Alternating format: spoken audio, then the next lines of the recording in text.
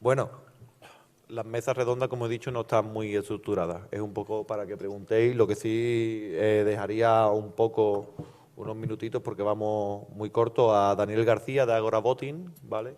Porque es de los que no ha intervenido, para que explique un poco brevemente el proyecto de Agora Voting, muy rapidito, y después pues os dejo a vuestra libre disposición, tanto a los ponentes como al público, para que debatamos un poco o preguntéis sobre estos temas de democracia digital y open data. Voy a presentarlos como esta antes también. Claro, sí, es verdad. Es que Francis, como lo tengo en una conferencia, no lo he presentado.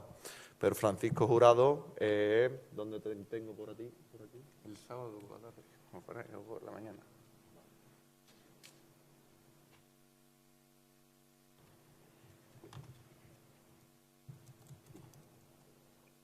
Sí, no, aquí también. Aquí, vale. Bueno, Francisco Jurado, su notísima, pues también ha estado en Democracia Real Ya, es el alter ego, o Juan es el alter ego de él, porque tienen un blog juntos y participan en muchos proyectos juntos, ¿no? Como Demo 4.0, Operación Euribor también. Presenta un libro, además, que es que me ha tardado en llegar, así que no me lo he leído todavía, pero lo tengo ahí hasta para que me lo firme, que soy un poco fetichista. Presento el libro En la fuga, no, En la fuga no, en Tramayol, Nueva gramática política, de la editorial Icaria, y bueno, puedo trabajar estos temas también desde Democracia Real Ya, al menos ahí lo conocí yo. Supongo que desde antes ya tendría ese encuentro. Vamos a dejar a Daniel de Agora Voting para que cuente 5 minutitos y bueno, os dejo a vuestra libertad. Vale, pues voy a contar un poquito por encima lo que es Agora Voting. Agora Voting es una plataforma de voto electrónico o voto por Internet, que son cosas diferentes, pero si haces voto por Internet, voto electrónico es similar. La principal característica de Agora Voting es que garantiza el secreto del voto. En todas las plataformas de voto o aplicaciones web y demás, ahí suele haber una base de datos donde se guarda la información. Pues en Agora Voting hay una serie de autoridades independientes que, a través de un sistema criptográfico seguro, aseguran que el voto no es descifrable por nadie. Entonces, para procesos electorales, el secreto del voto se considera algo bastante importante y es lo que esta plataforma ofrece con respecto a otras alternativas de encuestas por Internet, o si quieres usar el Facebook para hacer una pregunta, o el Twitter o lo que sea. Y bueno, y otra de las grandes características de Agora Voting es que es software libre, el código está ahí. Se puede ver, se puede auditar, puedes colaborar si necesitas una funcionalidad específica o lo que sea.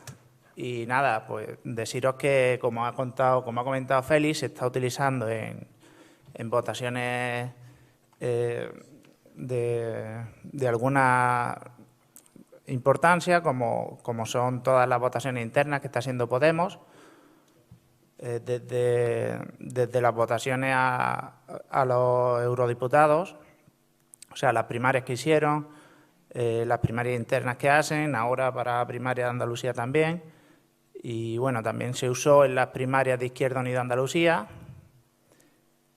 y también se hizo una prueba de concepto en el Congreso Transparente con un diputado, Joan Baldoví.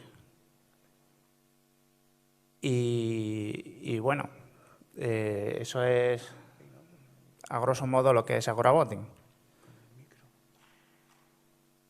Si queréis comentar algo más, seguimos por...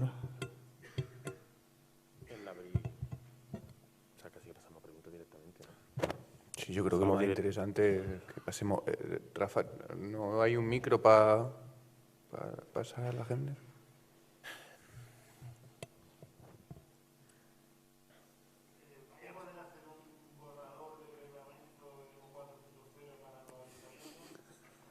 Sí, estamos en ello.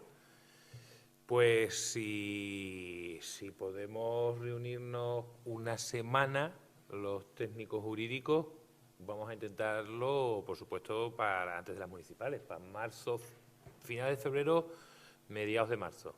Reunirnos es quedar por la noche en un pad, en internet. Es la intención, reunirnos, vamos. ¿no? Lo que pasa es que vamos a intentar hacerlo bien, para que sea inatacable. De hecho, no solo para las municipales, sino, o sea, hace poco cogimos el reglamento del Parlamento de Cataluña y hicimos lo que sería una reforma para poder meter el derecho al voto en el Parlamento de Cataluña. Nos reunimos con el conseller de Justicia de allí, que se asustó un poco viendo que eso se podía hacer, dijo, uy, qué miedo.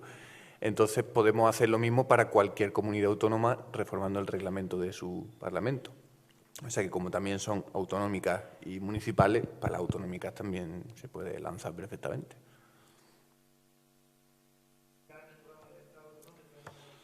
En Andalucía va a ser el programa de qué partido. No sé, a lo mejor Yahweh puede contestar a eso. ¿Crees que irá en el programa de la autonómica de Andalucía? Espero que sí.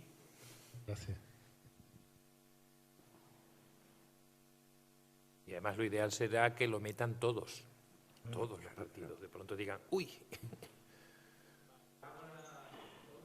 ¿Creéis que sería viable más adelante, haciendo una mejora en infraestructura y demás, aplicar ese procedimiento a unas elecciones institucionales, por ejemplo, a Estado o comunidades autónomas?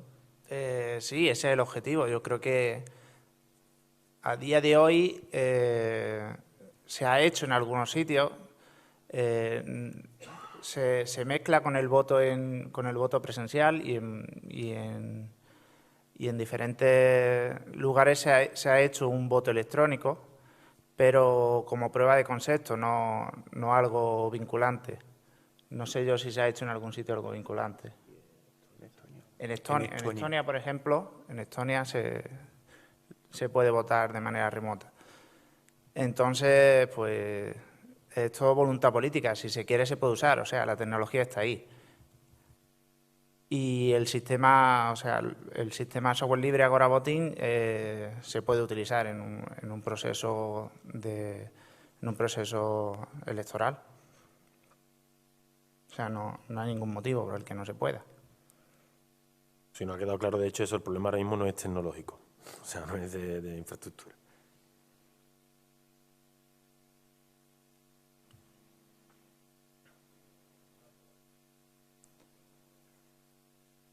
O sea, que todo se ha entendido perfectamente. Si no hay preguntas, yo lanzo aquí una hipótesis así un poco provocadora y a ver qué opináis. Tengo la sensación de que, como ha dicho Juan antes, se nos trata en lo político como menores de edad. O sea, somos incapaces. Necesitamos una tutela y está el ordenamiento jurídico escrito para que seamos menores de edad. Y entonces, no sé, ¿qué opináis al respecto? ¿Estáis de acuerdo o no? Esa es la hipótesis que yo lanzo.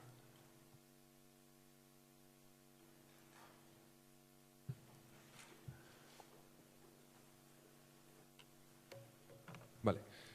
A ver, quizás lo que comentas yo creo que tiene mucha relación con un tema que normalmente se queda al margen de este tipo de debate, que es con los elementos que motivan la decisión de la gente, porque normalmente cuando hablamos de todo lo que pueda conllevar a la Demo 4.0 y demás, la gente se suele quedar con la parte de la expresión de la decisión, ¿no? En el sentido del voto, o sea, la preferencia que sea.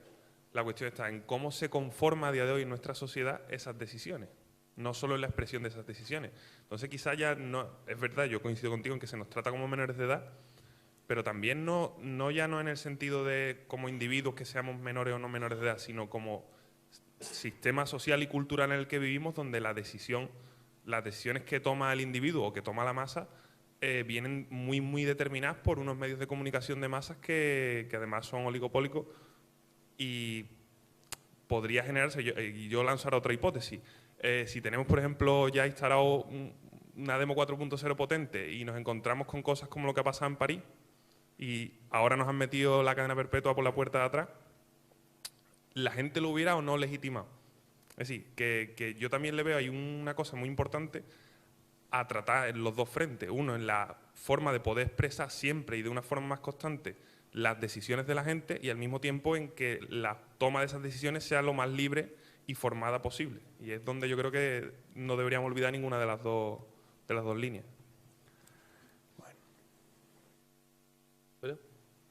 ¿Alguna más? O sea, sí, podemos tomar varias palabras y así engancharlas. ¿Qué tal? Nada más comentarles si han considerado dentro de sus proyectos que también sería una opción muy pertinente para las personas con alguna necesidad especial o personas con discapacidad que muchas veces ven mermada su posibilidad de participar y esto les daría como una opción muy viable. Claro que también requeriría ciertas adecuaciones o ciertas adaptaciones, pero sería una posibilidad que les haría accesible al ejercicio de su derecho que muchas veces se ve coartado, ¿no?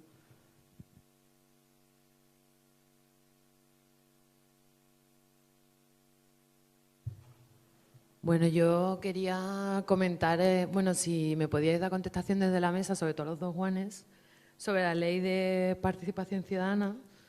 ¿Qué hacemos con ese anteproyecto de ley? ¿Se queda en un cajón? ¿Qué hacemos con todo ese trabajo de 2.000 personas, 5.000 personas debatiendo un anteproyecto de ley? ¿Si se puede reciclar en una ILP? Toda la frustración que tenemos los que hemos estado en todos los debates, y igual lo sabe perfectamente, ¿qué hacemos con todo ese trabajo, ¿no? Y por otro lado bueno, que yo entiendo que además es un anteproyecto que ha apostado por la democracia digital y en este caso por lo que a mí compete o lo que me afecta por los medios comunitarios. Y la verdad es que hay mucha frustración ahí. ¿Cómo recuperar todo eso? Bueno, ya que tengo yo el micrófono, también os planteo alguna cuestión.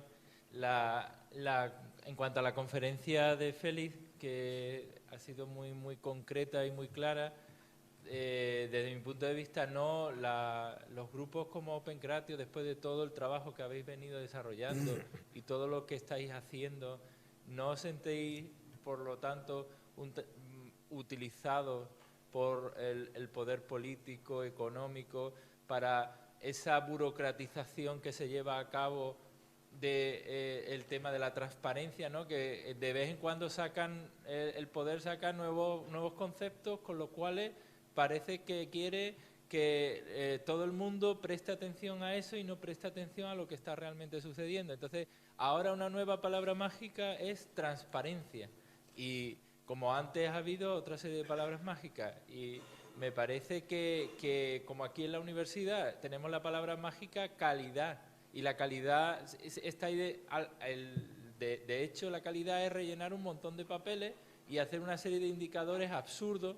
Ayer tuvimos un consejo de departamento y se discutió durante 10 o 15 minutos si había que poner la guía específica en la web CT o no, y eso era un indicador del proyecto programa. Así que nos están llevando por una senda de la burocratización, que lo que está es erosionando al sistema público. Y para la conferencia de Juan, que ya me parece, ya le he dicho en otras ocasiones, me parece una iniciativa magnífica, y lo que estáis haciendo con Francis y tal, la idea, también me parece que dentro del sistema esa idea es totalmente rechazable, porque evidentemente la línea de pensamiento, la línea de reflexión está precisamente por tratar a los ciudadanos como menores de edad.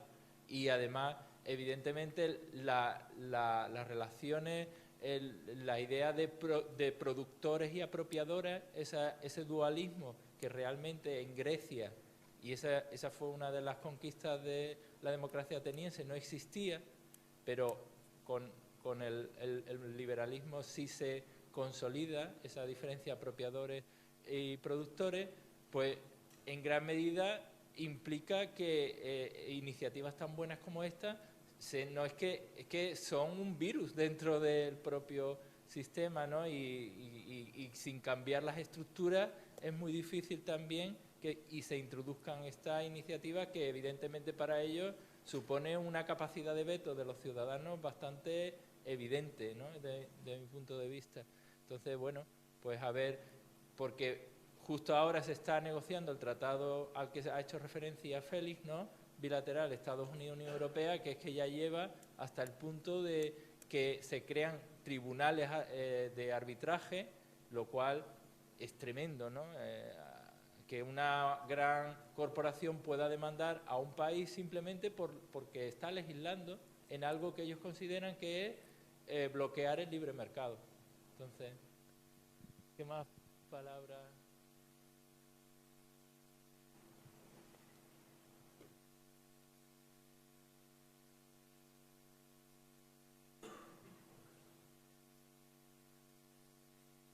Hola, sí, buenos días. Vamos a ver, yo quería hacer un poco de abogado del diablo.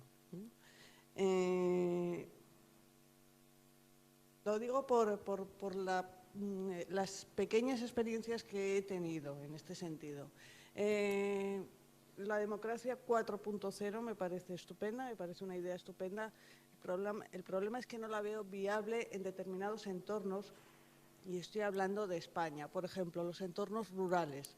Rurales sabiendo que tenemos municipios, la mayoría de los municipios, la cantidad de municipios que tenemos, la mayoría no tienen ni 1000 habitantes, y estoy exagerando.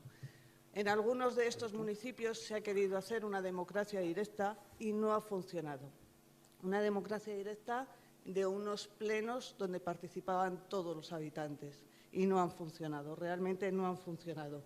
No solo por la poca voluntad de los representantes o de los políticos, sino también por los propios habitantes. Y por otra parte, también ha habido, conozco algunas experiencias de, por ejemplo, las páginas web oficiales de ayuntamientos. Estoy hablando en entorno municipal, fundamentalmente. Las páginas web oficiales que se han querido hacer herramientas interactivas, sobre todo para el gobierno abierto, para una participación, al menos que den los propios ciudadanos su punto de vista, su enfoque, y o bien han sido foros, han sido chats, etcétera, etcétera, incluso encuentros directos del alcalde con los habitantes, y lo único que se ha recibido ha sido o bien no ha habido contestación, han muerto de desidia, o bien han servido para hacer críticas absolutamente destructivas e insultantes. Eso pasó con las páginas oficiales, las páginas web de ayuntamientos. Luego también en las redes sociales, en Twitter, etcétera, etcétera, se hacen comentarios que quizá en muchos de los casos sí que son propagandísticos, absolutamente propagandísticos por parte de los representantes municipales, pero sí que hay opción a contestar y se sigue la misma línea. O no hay contestación o bien suelen ser bastante insultantes y críticas bastante destructivas. Gracias. Eso sí, aparte de ser abogado del diablo, quería decir que estoy muy de acuerdo con la participación, cuanto más del ciudadano, mucho mejor. Gracias. ¿Vamos contestando ya o es que hay unas pocas ya acumuladas? ¿Empiezo yo de unas pocas? Sí, tenía una pregunta sobre el proyecto en el proyecto que se propone desde Demo 4.0. ¿El ciudadano tendría solo capacidad de votar una ley o una propuesta que propone un partido político, o qué capacidad tendría de proponer nuevas leyes? Bueno, yo tengo aquí una retahíla también. Empezando por lo del final, o sea, para que entienda una cosa, es verdad que puede haber entornos donde la gente no quiera participar o no esté dispuesta o lo que sea. El caso es que eso da igual. O sea, lo que planteamos desde el trabajo jurídico, la argumentación jurídica de Democracia 4.0, es que es un derecho subjetivo que yo tengo y que puedo utilizar cuando me dé la gana y cuando no lo utilizo. O sea, que independientemente de que en un pueblo la gente quiera participar o no, tiene el derecho de hacerlo, aunque no quiera. O sea, si quiere lo hace y si no, no lo hace. El problema que hay muchas veces con los procesos participativos que se montan es que las materias, y eso ya lo ha explicado antes Juan, están limitadas. Y podemos participar en las materias que menos nos interesan, y eso desincentiva a la participación. La participación obviamente va a depender de un contexto. En un contexto de crisis, de precariedad, de escasez o de un gobierno que no mola, pues probablemente haya más reacción y más ganas de participar que en uno donde estamos bien y el trabajo de los representantes se desarrolla de acuerdo o con el beneplácito de la gente, ¿no? El problema es que ahora, en un momento en el que hay una sensación de que no se nos representa o de que las instituciones están lejos de las personas, cuando sí se ha intentado participar directamente en cauces de colaboración o utilizando las poquitas herramientas que nos deja el ordenamiento jurídico para participar directamente, nos hemos dado cuenta de que no se puede. Uno de los ejemplos es el de la ley de participación. Se convoca un proceso participativo en Andalucía con toda la buena voluntad. Valdera dice que no se va a tocar un ápice de lo que se diga o de que lo que propongan los colectivos en este proceso ciudadano. Hay un montón de aportaciones, tantas que desbordan la inexistente metodología colaborativa que se había planteado desde la Junta, y ahora hay un cambio un adelanto electoral, se fastidia todo el calendario legislativo que había y todo el esfuerzo que gratuitamente había hecho un montón de colectivos y de gente, pues cae en saco roto. Lo mismo podemos hablar de la ILP de la PA, por ejemplo. No, la ILP es uno de los mecanismos que, según el artículo 23.1 de la Constitución, tenemos para participar directamente, pero luego haces todo el curro, recoges más de 1 millón de firmas, te haces la redacción del texto, lo metes en el Congreso, haces la campaña, presionas para que se trate en el plenario y al final te lo transforma en una ley de protección de los consumidores hipotecarios que no protege para nada a los consumidores hipotecarios. Entonces hay un descrédito, una sensación de frustración cada vez que te dicen desde la Administración hay un proceso de participación o tú puedes ayudar a tomar las decisiones. Entiendo que la gente no se lo crea y desconfíe bastante.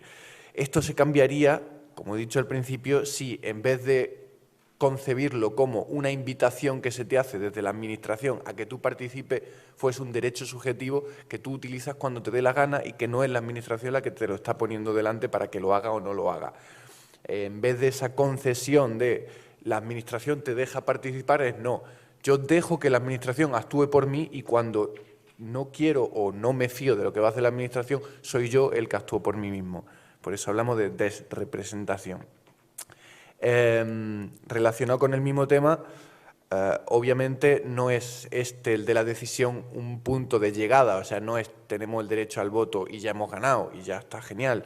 El derecho al voto hay que acompañarlo con transparencia y con esos criterios de transparencia que ha explicado bien Félix, porque si no, no tendríamos el suficiente conocimiento como para tomar decisiones. Tendríamos que acompañarlo de entornos deliberativos donde se puedan contrastar esa información para poder llegar a buenas decisiones. Habría que acompañarlo con unas interfaces, una calidad a la hora de poder entrar en los programas de votación, una pedagogía que se pueda hacer a la gente que esté menos familiarizada con eso, unos centros públicos donde se pueda acceder a la votación para gente que no tenga internet en su casa. O sea, que si bien el voto es quizá el acto fundamental, va acompañado de una serie de políticas públicas corolarias que tienen que acompañar a ese acto de votación para que se produzca en completa garantía, ¿no? Equiparándolo un poco al derecho a sufragio en la urna, es que te pongan a los interventores, que te pongan la urna, que te pongan las papeleticas, que te pongan la publicidad, o sea, toda esa garantía acompañada de lo que sería al derecho de voto directo. Obviamente, si empezásemos a votar directamente, nos íbamos a pegar un montón de leche y nos íbamos a equivocar muchas veces. Normal. A leer se aprende leyendo y a montar en bici se aprende pues montando y cayéndote. El tema es que empecemos a comprender que mejor que nos equivoquemos nosotros al principio para luego coger conciencia y empezar a hacerlo bien, a que se equivoquen otra gente por nosotros. Que curiosamente las equivocaciones de esa gente a ellos les salen bien, ¿no? Voy a interrumpirte un segundo para completar lo que estás diciendo. El peligro que existe y es real, ¿no? Pena de muerte ya para los yihadistas. Bueno, pero en su momento sí. La soberanía reside en los ciudadanos, pero oiga, hemos dicho que estamos creando o mejorando el sistema. Hay una cosa que se llama derechos fundamentales, derechos humanos, cartas europeas, ONU internacional y tal, y que no se tocan así como así. Bueno, pues venga, vamos a votarlo. Lo primero que tenemos que hacer es conseguir una mayoría de 3/5 de todos para reformar la Constitución, que por ahora garantiza la vida. Seguimos el procedimiento constitucional, disolvemos Cortes y volvemos a votarlo, y si vuelven a salir otros 3/5, pues nada, se pone una pena de muerte. ¿Qué se le va a hacer? Pero no es tan fácil.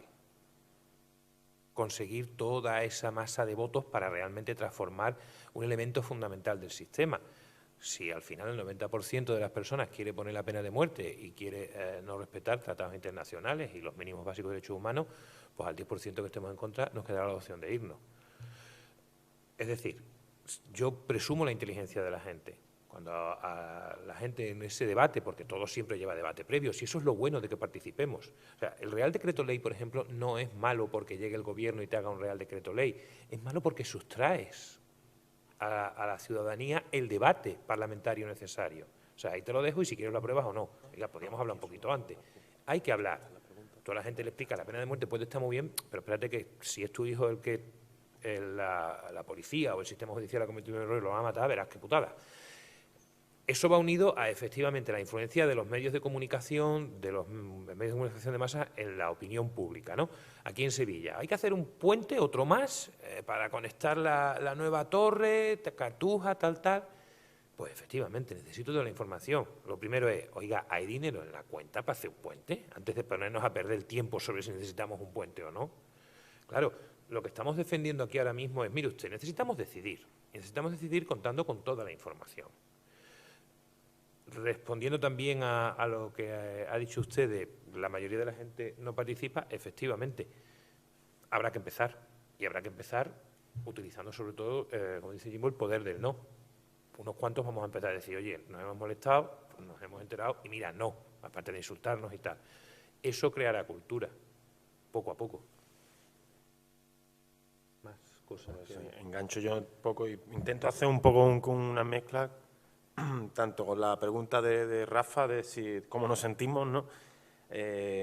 Bueno, el que ha pasado esto, y aparte continúo un poco con la reflexión de Feli, ¿no? A ver, esto es como todo, es agridulce, ¿vale? En algunas cosas mejor, en otras cosas peor y demás. Realmente, nosotros nos movemos y creo que queda en evidencia cómo efectivamente el discurso se ignora cada cierto tiempo. Entonces, hombre, nos sentimos en la medida en la que no conseguimos todo lo que queremos, pues lógicamente sí que hay un cierto malestar. Pero bueno, la verdad es que la cosa va avanzando y sobre todo ya hay determinados conceptos que nadie discute. Entonces, la verdad es que para el tiempo que llevamos trabajando y demás, y entendiendo que además que como algunos de los conceptos llevan una carga tecnológica y son complejos, pues la verdad es que bueno, vemos que se van dando pasos, ¿vale? Y que afortunadamente pues cada vez somos más gente y más. Entonces me queda mucho por hacer, ¿vale? Luego, aparte, pues eso, tenemos impedimentos como, por ejemplo, el tema de lo que ocurrió con la ley de participación y más, que bueno, que se trunca por calendario y demás, pero bueno, siempre al fin y al cabo es un trabajo que queda hecho, ¿vale? Y, por ejemplo, con la ley de participación y demás, bueno, entiendo que la administración que viene aprovechará ese trabajo y, si no, de todas maneras, las aportaciones de los distintos colectivos y demás ya están, ¿vale? Y engancho eso con una cosa que entiendo, y además sobre todo con Juan y Francis, o sea, enganchado con tu pregunta del votar. Efectivamente, ahora mismo notamos, yo creo que eso, como no se nos ha dejado decidir en 30 años en democracia y un poco antes en periodos preconstitucionales, ¿no? Efectivamente se nota esa prisa por votar y efectivamente por votar sin el debate previo, en fin, de entrada es peligroso y luego aparte no es tampoco garantía de esa leche. ¿Qué ocurre? Que yo creo que bueno, que esta demanda ahora del votar es la demanda ahora mismo más pujante, precisamente porque la gente quiere participar. Pero entrando dentro de ese proceso educativo que vamos a ver, tal y como se consiga el voto, esa gente que va a tener voto va a usar el voto para decir, oye, pues efectivamente quiero un debate. O sea, quiero que haya más debate y demás. Y creo que además eso se está viendo en cómo se reacciona con los medios de comunicación. Es decir, el gobierno pone un plazo para resintonizar con la tele y lo tiene que ampliar porque la gente pasa. O sea, la gente ya está consumiendo la información por otro lado demás. Y sigue habiendo mucha gente, no estoy diciendo que la tele no la ve nadie. Pero está claro que eso hace un par de años, es decir, se rentoniza la tele, hubiera generado, seguro, mucho más ruido. Y no has visto rastro de ello en redes sociales. O sea, ¿quién ha preguntado en redes, oye, cómo resintonizo y demás? Hay una campaña institucional ahí a la que de hecho han tenido que ampliar de plazo, han tenido que ponerle más anuncios y demás, y no ha tenido tal. Y pensar hace 2 años, 5 años que a este país le podías dejar un apagón de tele de 1 hora, hubiera sido el caos, ¿no? Entonces yo creo que eso va dentro del proceso, ¿vale? Lo único que creo que ahora mismo la emergencia y digamos un poco lo que existe en Más Voz es el tema de intentar participar, y creo que eso va a llevar a lo otro. Vamos, yo estoy contigo en que efectivamente una cosa sin la otra está coja. Sería, creo aún así, mejor que lo que tenemos ahora, pero bueno, yo creo que no hay que preocuparse por eso, ¿vale? Con esto también me lleva, por contestarte un poco, y agradecerte primero que hagas de abogado del diablo, que es el papel siempre feo, ¿vale? Pero creo que cuando hacemos el análisis de que en los sistemas participativos que hemos tenido no han funcionado, creo que nos estamos haciendo trampa en cuanto a la métrica, ¿vale? Es decir, en la Open Knowledge Foundation dicen que todas las métricas son mentiras, pero que algunas son útiles. Si efectivamente pensamos en municipios participativos, en procesos de participación y tal, vamos a poner de la propia ley de Andalucía, y nos planteamos el objetivo como que todos los andaluces hagan una aportación legislativa al proceso, pues está claro que fracasó. ¿Qué ocurre? Que es que yo creo que se pone un listón irreal, porque además de hecho, o sea, precisamente nos juntamos en grupo de MAP precisamente para no tener que dedicarnos todos a todo. Entonces yo creo que también hay que pensar que en democracia además no es que todos vayamos juntos a la vez al mismo sitio, sino que es aquello que se haga beneficia al común de todos. Y para eso, igual que no nos dedicamos todos a investigar la fundación metalúrgica, sino que reconocemos que cuando un investigador saca un mejor método de fundición, pues queremos que se aplique. Yo creo que no hay problema en reconocer, o si se dan, o incluso potenciarlas, si las tenemos, el que haya determinadas vanguardias, ¿vale? O sea, determinada gente que efectivamente, o sea, si tú sacas sobre los presupuestos, va a haber un 2% de la población que se preocupa por el presupuesto. Déjalos trabajar. Sí, eso sí, piden mecanismos de transparencia, o sea, de rendición de cuentas para saber qué es lo que están haciendo, y ten mecanismos para revocarlos o revocar sus decisiones cuando efectivamente no nos interesen a todos lados. Pero yo no llego al nivel de desarrollo jurídico de Juan, ni de lejos. Pero yo, cuando los voy leyendo, él llega, y me lo plantea. Yo los voy leyendo y digo, ostras, esto es la leche, yo quiero. ¿Qué pasa? Que hasta que yo no sea capaz de desarrollar su nivel de implementación jurídica aquí todos parados, no, tú tira. El día que Juan, su propuesta sea un 10% de vuestro salario, para mí. Entonces yo diré, Juan, eso no. Lo del Demo 4 sí, pero eso no. Y punto. Y bueno, quiero decir, te pongo eso en ese caso, como en cualquier otra cosa. O sea, de hecho, aquí vamos a ver un desfile de iniciativas. Pues en esos casos hay gente que ha llegado a ideas que a lo mejor a los que yo no hubiera llegado en la vida, o simplemente como yo estaba dedicado a otras cosas, no se me ha ocurrido y demás. Bueno, pero si las tenemos, dejémosle y facilitemos que eso. Entonces, lo que quiero hablar, lo que quiero decir es que un proceso participativo, al fin y al cabo, abre la puerta para que personas implicadas puedan participar. Y a su vez, abre la puerta para que, si no nos gusta lo que dicen, podamos decir que no. Yo creo que eso ya es un triunfo per se, ¿vale? Y eso es lo que hay que proteger. Porque efectivamente, si además intentan aprobarnos algo que no queremos, pues ya nos movilizaremos más, y como el canal está creado, pues lo podremos parar, ¿vale? Yo quería responder a la pregunta del tema de la... Perdón, pensaba que era el público. Del tema de la accesibilidad y de las personas con discapacidad. Nosotros hace ya algún tiempo estuvimos hablando con la Fundación ONSE y, bueno, es algo que no es conocido, pero la Fundación ONSE lleva mucho tiempo pidiendo que los procesos democráticos se puedan hacer a través de Internet, porque son una serie de personas que tienen un problema más a la hora de participar, porque si todos nosotros tenemos los problemas que estamos comentando aquí para participar, que se nos ponen estas trabas, cualquier persona con una discapacidad, la que sea, pues tiene el doble, tiene los mismos problemas más los problemas que haya de esa persona, sea una persona ciega, sea una persona con discapacidad en una pierna o lo que sea. Si tú no puedes salir de tu casa, pues no puedes ir a una asamblea o a un pleno, no puedes. Entonces, la tecnología hoy en día nos permite que todas las personas puedan participar y si implantamos un sistema democrático de esta manera, de tal forma que se pueda votar por Internet o se pueda discutir por Internet, pues estamos incluyendo en la política a mucha gente que hoy en día está fuera, porque directamente en los procesos que hoy en día ejecutamos no es posible para esas personas o es muy difícil para esas personas participar. Entonces, sí, estamos trabajando en conseguir que...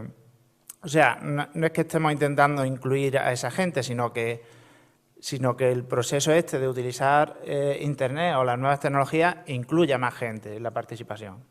No es un objetivo como tal, por lo menos no nuestro, sino de la Fundación 11, por ejemplo, sí sería un objetivo. No es nuestro objetivo, pero tendiendo a ese objetivo, tendiendo al objetivo de mayor participación, absorbemos otro tipo de cosas que benefician a mucha gente. Bueno, vamos a ir cortando porque vamos con bastante retraso. Como hay otras mesas redondas, si alguna pregunta se ha quedado por ahí por el público, pues... ¿Alguien me ha llamado? Vale. Y vamos a dar paso a la próxima conferencia del Eje Medios en Red, de Patricia Orrillo, que está aquí con nosotros. Patricia Orrillo, que es de Media Lab Prado, Radio Guerrillera, Agorazol Radio, 15 MCC, muchos proyectos y que por fin le ponemos cara, que siempre habíamos visto por Twitter, así que si no te importa.